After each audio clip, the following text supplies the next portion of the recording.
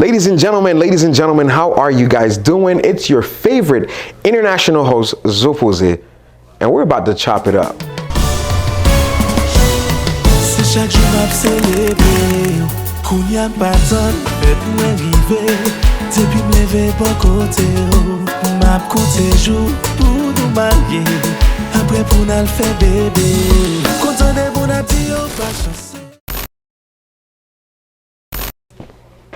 Let's do it, man. I'm here with Zoepoze, man. Zoe, talk to me, man. How you feeling? I'm feeling great, man. You know, we here working. You know what I'm saying? We about to chop it up. Yes, sir. You know, I'm just happy to be here. Like, I'm glad I had this opportunity to work with you, man. For sure, man. I appreciate that. You know, it was a little process to get you here, but you know what I'm saying? We working. We doing everything behind the scenes. But now you know what I'm saying? Interview, we working. You know what I'm saying? Definitely, bro. So, man, you know, we already see the energy. Walk us through, man. Zoepoze, where you from, man? I'm from, well, my peoples is from, you know, Haiti, you know, but I was born in St. Martin, but I was raised in Broward, you know what I'm saying? Raised in South Florida, actually. I can't even say just Broward, but Broward is my hometown. But it's raised in South Florida. South Florida is my stomping grounds, you know what I'm saying? For sure. So what's it like for somebody that's not from South Florida? You know, walk us through what it's like in South Florida. What you gonna see? If you come to South Florida, it's 50% great weather, 50% inclement weather, you know what I'm saying? Mm-hmm. And it's a melting pot, you know what I'm saying? But most of that pot got a lot of Caribbean in it, you know what I'm saying? It got a lot of Caribbean spice in it. Right. So you're going to find Haitians, you're going to find Dominicans, you're going to find Puerto Ricans, you're going to find all the other islands, you know what I'm saying? For me personally, I was born in St. Martin, so I'm one of those spices. Okay. On this peninsula, you know what I'm saying? okay, for sure. So, you know, St. Martin, man, what was it? You know, what was the transition like going from St. Martin to, you know, coming to South Florida? It didn't affect me much, you know, because I was really young.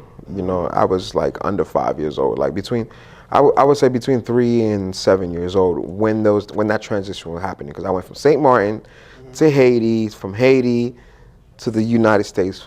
Florida, to be exact, South Florida, if you want to narrow it down. Okay. You know what I'm saying? So I was a jit, so I ain't really know, but you know, I grew up. First place we lived in was North Lauderdale. You know what I'm saying? Then we moved to Margate, and then now we moved again. Yeah. Can't let y'all know where we moved to, but we vibing. You know what I'm saying? Yeah, so yeah, man, it's like I didn't really think much of it because I was still a child, you know what I'm saying? Yeah, you just like, okay. Yeah, we just moving, like, and I didn't even know what moving was at the time. We're just in a different place. Sure. You know what I'm saying? But yeah. For sure. So, you know, let's talk about your childhood. What was it like, you know, growing up being Zoepoze? Well, Zoepoze wasn't Zoepoze until like 7th, 8th grade. Right. You know what I'm saying? But of course, you know, growing up in elementary school, I got bullied, you know, people running after me and stuff like that, you know. Stuff like that just, at the time, I was terrified of people, scared of people. I was shy. Yeah. But when I got to middle school, I kind of got out that shell more. Right. That's when I started fighting. Right. You know what I'm saying? Middle school, I started fighting. Started giving people that head up. Yeah, like, you know what I'm saying? And that's when I started learning more about my Haitian culture. Right. You know what I'm saying? About what it means to be Haitian, where my parents are from. So the music, the flag, the food, the language, everything. I started learning everything like around. You started like embracing it. Yeah, I started embracing it and started having more of a sense of identity. You know, that's why I started fighting back. Right. You know what I'm saying? When I learned the history of my people, that's like, I can't let people just bully me. I gotta fight back. You know, and I used to get suspended a lot. And Zoepoze was really birthed in 7th, 8th grade when my friend was like, yo, Zoe, we not fighting this year. We gotta chill. We gotta pause it. And I went through so much different names like THB 93, True Haitian Boy, Zo Papi, Haitian Papi, you know, Zo Life. I used to, you know what I'm saying? And I looked up, you know, just like me, we looked up to Zo Pound, you know what I'm saying? Right.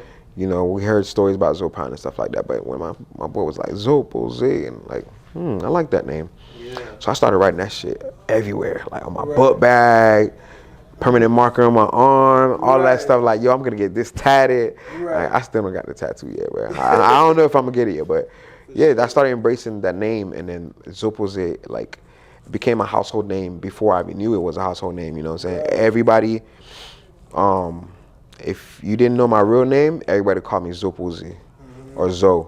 And Zoepoze, the name, the way I carried myself helped build the name. It's like, this is a fun guy. He's a chill guy, relaxed. You know what I'm saying? Yeah, we're vibing. Like, it's no hot-headedness. You know what I'm saying? We're here to have fun. We're here to enjoy ourselves. You know what I'm saying? We're here to be lit. That's what Zoepoze is really about. You feel me? For sure, for sure. So, you know, and what was it like in middle school, you know, growing up? I know you said you got bullied a little bit, and in 7th grade you just snapped out of it when you understood. Because, you know, us Haitians, we actually, like, we're warriors, you know what I'm saying? We known for handling business, you know what I'm saying? We don't really play, you know, we partner on us, you know what I'm saying? Yeah. What was it that, you know, that snap, like, you know what, this dead, like, it's that time. I gotta stick up for myself, ain't no more, you know what I'm saying? What was the real time, like, okay, I'm really gonna start fighting back? It was when I was like reading a lot about Haiti's history, right? About Toussaint Louverture and Henri Christophe, and like just everybody that I'm like, wow, like how they really fought off the slaves and stuff like that. And this is not stuff I learned from the history books. Like it would give you, it would be really like, how would I say this, like vague on Haiti's history. Definitely. All I've seen in school history book is Haiti, you know, fought for their independence. Back in 1804, and I remember it vividly. They say it fought for the independence. You know what I'm saying? They didn't say we fought and won. I had to go to the library and read more books about it, and it was a little project I did. Right. You know, a little history project, and I learned a lot about my people. And I'm like, bro, I'm like, you don't know. I'm like, I'll be like, you don't know who my ancestors is, bro. Yeah, for sure. So I'm fighting back, but then again, like, you know, they fought for us, so I didn't have to fight now. Exactly. So, you know, I kind of shift my focus from fighting people all the time to getting people to respect us. You know what I'm saying? If they don't respect us collectively, they're going to respect me. For sure. You know what I'm saying? If they don't stop touching people or my people collectively, they're going to stop touching me. You know what I'm saying? So I kind of started everything with myself. Right. And I tried my best throughout high school, middle school to emulate that through everyone. Like, look, we don't want problems, but we're also not ones to be messed with, because we come deep, and we do come deep, bro. For sure, for sure. You know what I mean? For sure. So what was it like for Zoepoze in high school? Walk us through. Zoepoze was chill in high school. I was a class clown. I was on the football team. Oh yeah? What position you played? I was lineman. I was a lineman, yeah. And I mean, I did a lot of extracurricular activities, and you know, I was just focused on, you know, living life. You know what I'm saying? I didn't really. My grades was bad. Sometimes they were good, but it was mostly bad. Okay. But I still made it out of high school. Graduated with over a 2.0. I don't remember exactly what, but I graduated. Yeah. I met all my requirements. And you just got up out of there. I just got up out of there. You know what I'm saying?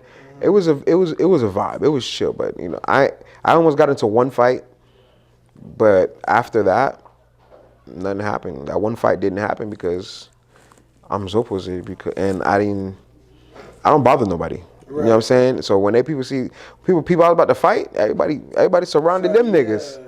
You know what I'm saying? It was 3 niggas I was about to fight. You know? They surrounded them niggas, and they was like, nah, nobody touching Zoepoze. Yeah. Not Pose. Nobody touching Pose. Pose don't bother nobody. Right. So it's like, if it's anything, they know I ain't started. Exactly. So they gonna have your back. Yes, sir.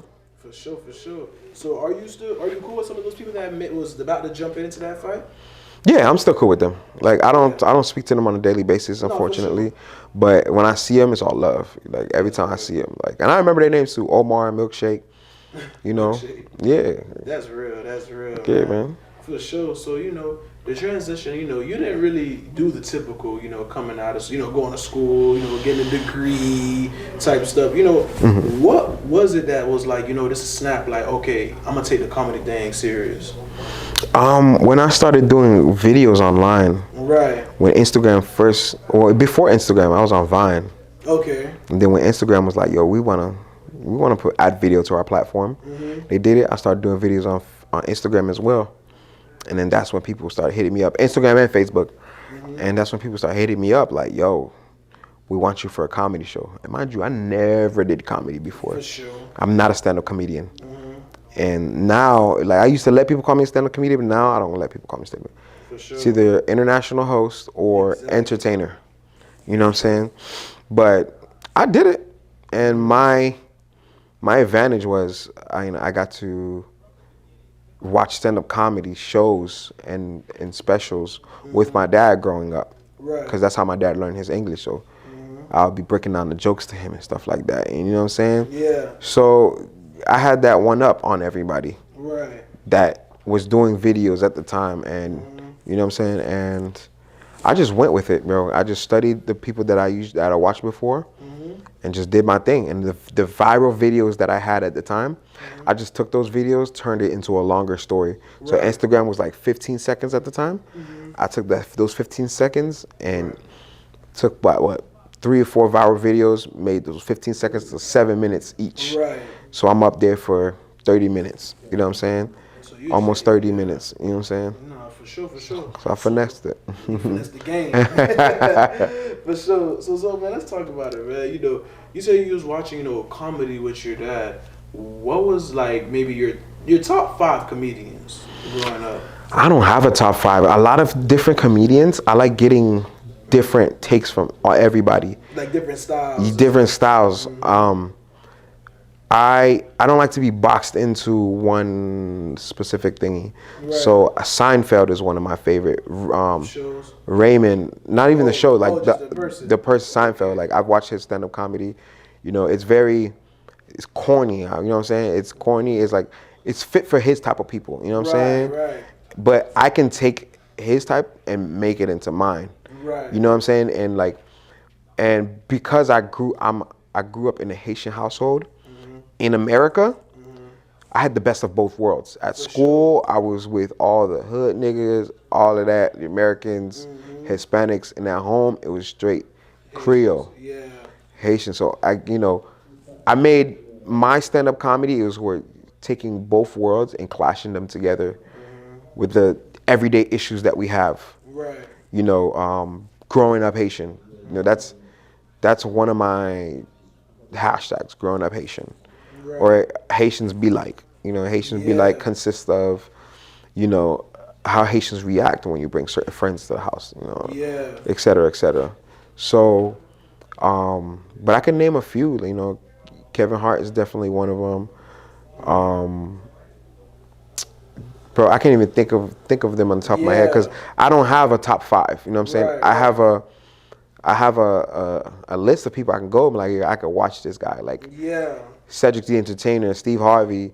Like, I love those black Americans because I went to school with them. You know what I'm saying? Yeah, like you felt them boys. Yeah, I felt them. Like, so when I watch them, like, the stuff they talk about is funny because, you know, I would meet these black Americans' parents, and their parents be acting like that.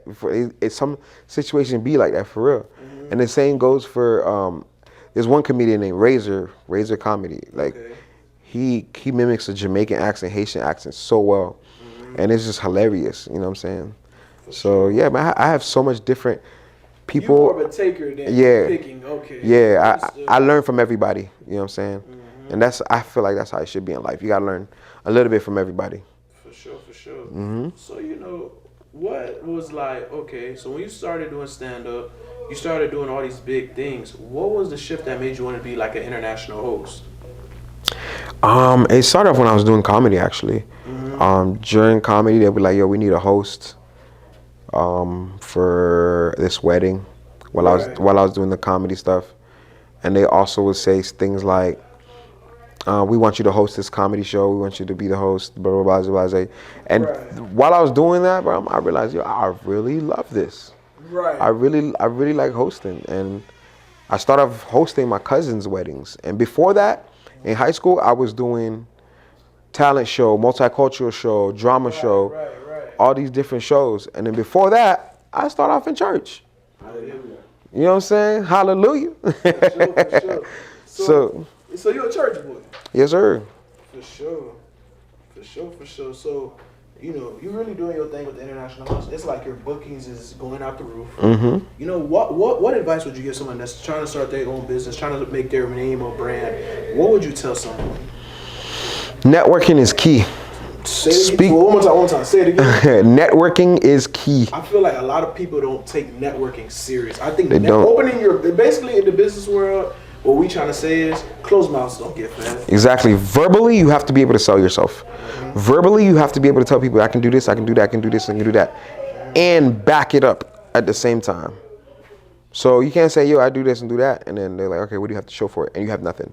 So 1, networking is key. 2, make sure you have a plethora amount of content. Right.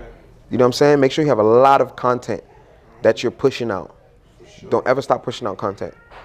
If you learn a new skill, keep pushing out more content on that skill. And whatever you learn, just push out content for it. You know what I'm saying?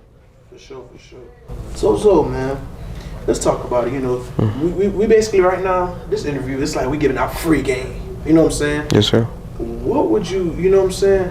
What would you tell somebody that's, you know, like how we said, when somebody's trying to build their name, we just talked about networking. You know what I'm saying? When you start having these type of, you know, traveling and stuff like that, expensive, what would you tell somebody like, okay, to put that grown man on them when they go talk to a business owner?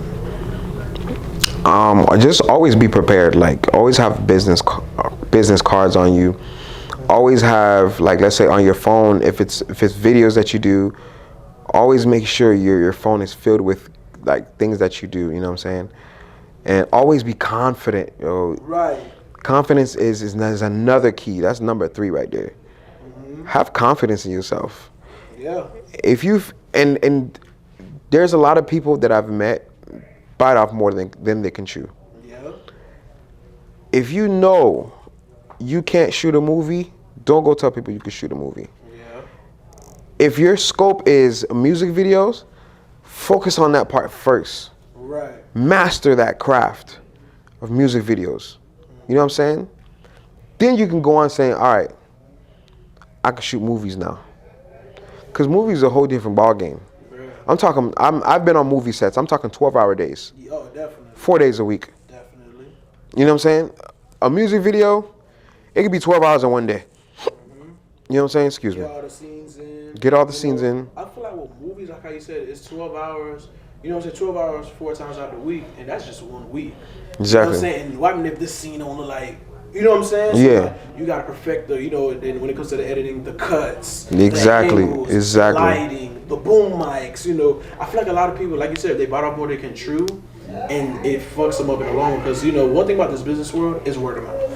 You know what I'm saying? I feel like a lot of people feel like, oh, I fucked up on this job, it doesn't matter. But it's like, what about this job that you could get possibly next week? Yes, tomorrow? sir. You know what I'm saying? Yeah. Like, I feel like a lot of people don't understand, like, you gotta really, like, sell yourself correctly.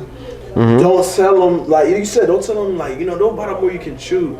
Just really focus on your craft. You know what I'm saying? Understanding who you are as a person. Exactly. Like, for example, right now I'm getting into videography, and right now I'm only focused on 1-minute videos. Right. I'll shoot content, like the content will probably take me an hour, 2 hours to shoot to get different content, but I'm only focused on 1-minute videos. Right. And it's not videos that I'm recording myself, I'm recording other people. Right. You know, that's my little project. That's another story for another time. But I'm focused on 1 minute, maximum 2-minute videos. I'm not trying to do too much. For sure. Yeah. For sure. So, you know, when you do these, you know, these type of weddings, these type of events, what would you say is like a big pro and a big con for someone that's trying to enter this type of business? Big pro is it's an extremely professional setting. You know, the con is it's hard to network with people because a lot of wedding planners, and in the wedding business, that's the people to network with. Wedding planners and venues, a lot of them already have people for said services. Like, let's say if you do, you provide uplighting. 9 times out of 10, the venue already has uplighting. They have their own uplighting. Or they have somebody that already provides that. So it's up to you to, like, always be, like, you gotta travel, basically. You gotta do some drives. Like, if you live in Palm Beach, you gotta do some drive down to Miami, Broward, to find different venues that need your services. You know what I'm saying? And again, like I said before, push your content. If you do an event, make sure you have somebody recording you, taking pictures of you, setting up the uplighting if that's what you do. Right. You know, and just showing people the before and after of how the room looks without the light, then after you set up your lights. You know what I'm saying? Right. So, okay. So now you giving out all this free game, giving out all this knowledge, man. So let's shift gears a little bit, man. You know, you just started a family. You know what I'm saying? You just, you know, you got a beautiful wife, beautiful kid. You know, tell us, what's daddy so? You know what I'm saying? What's daddy pose like? Daddy pose is different, yo. Like, I ain't gonna lie, my daughter made me a little bit head ass now. Yeah. Like it's little like cute stuff like I wouldn't do on my own that I do now. Like now I just have I have more of a soft spot that in me, bro. And like it probably was always in me, but now it's even worse. Right. You know what I'm saying? And it's like not only that there's a soft spot, but there's a fire inside of you. Like there's a gangster that you get when you have a child, bro. Because it's like all you want to do is protect them, and then not only a gangster, most important thing, there's a grind that you get, a different grind, bro. Like, cause you want to make sure your family's fed, you want to make sure your family's safe, you want to make sure they're clothed, roof over their head, secured, all of that. It's all about the security. You know what I'm saying? You want to give your family a sense of security, you know, at some point. You know what I'm saying? Yeah, for sure. So you know, everybody wants, you know. This interview, man, is based on a true story at this point. You see what I'm saying? Yes, sir. We talking about the real Zoepoze. We're not talking about no fake. Nah. We talking about the real thing. You didn't laugh yet, bro. Bro. We talking about we talking real spill, right? This is real spill with me. You know what I'm saying? That's all you gonna get with me. For sure. So, what last minute advice would you give somebody that's, you know, that you'll give somebody out there? It doesn't end there. You're right. You know what I'm saying? Like. Everything has an obstacle. So no matter what avenue you try to go through, it has an obstacle. It's up to you to keep your head strong, your head on your shoulders, and just keep pushing for what you want. Right. You'll make it. Like you'll be surprised the type of people that make it and then just blow it. Once you make it, make sure you keep your head straight. Right. Get your head straight now. Right. You know what I'm saying? Because you don't want to make it and then your head not straight and then next you just blow everything. You know what I'm saying? So get your head straight now. You know what I'm saying? As you're progressing, there's always room to progress. I don't care how far. Even for Jay-Z, right, one of the most successful rappers in the history of hip hop, even he has room for improvement. Right. Beyonce, one of the greatest singers and performers of all time, even she has room for improvement. You feel me? There's always room to elevate. As always, because the sky is the limit, you know what I'm saying? Man, y'all can find me anywhere. Instagram, Facebook, Twitter, Black Planet, Pornhub, all of that. OnlyFans, Zoepoze, and it's spelled Zoepoze. Again, it's spelled Zoepoze. Look, chop it up, gonna put it right here, right here. Yeah, you're going to put it right here. Zoepoze. No matter what platform, you're going to find it. All right? So now I'm going to crunch it up. Anyway. But you can find me on any platform at Zoepoze, Zoepoze. And we working.